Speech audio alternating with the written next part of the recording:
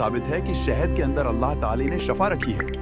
نبی کریم نے فرمایا کہ علاج 3 چیزوں میں ہے: شہد پینا، پٹی لگانا اور داغ لگانا، لیکن داغ لگانا مجھے پسند نہیں۔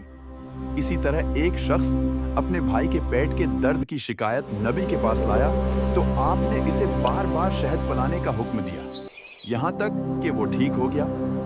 اس سے معلوم ہوتا ہے کہ شہد اللہ کے نبی کی ہدایت کے مطابق ایک مؤثر اور فطری شفا ہے جو مختلف بیماریوں میں فائدہ دیتی ہے اور جسم کے نظام کو بہتر بناتی ہے۔ اور یہی بات قرآن کریم میں بھی سورۃ النحل میں بیان کی گئی ہے کہ تمہارے پروردگار نے شہد کی مکھی کو حکم دیا کہ پہاڑوں میں، درختوں میں اور ان اونچی چھتوں میں گھر بنا جو لوگ تیار کرتے ہیں، پھر ہر قسم کے پھلوں کا رس چوس اور اپنے رب کے بنائے ہوئے راستوں پر آسانی سے چل۔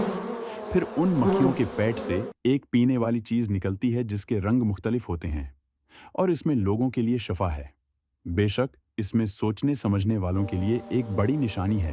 شہد کی مکھی اللہ کی نہایت ذہین اور منظم مخلوق ہے جو حیرت انگیز حکمت کے ساتھ اپنا پورا نظام چلاتی ہے۔ وہ ہزاروں پھولوں میں سے صرف پاکیزہ رس چن کر سیدھے راستے پر چلتی ہے اور کبھی راستہ نہیں بھولتی۔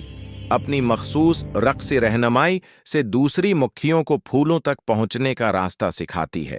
اس کی بے مثال نظم، راستہ پہچاننے کی صلاحیت اور اجتماعی محنت انسان کے لیے تدبر اور حکمت کا عظیم سبق ہے۔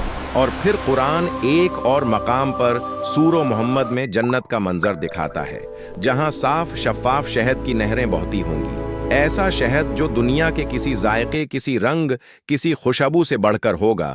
یوں دنیا میں شہد کو شفا بنایا گیا اور آخرت میں اسے نعمتوں کی نہروں میں بدل دیا گیا۔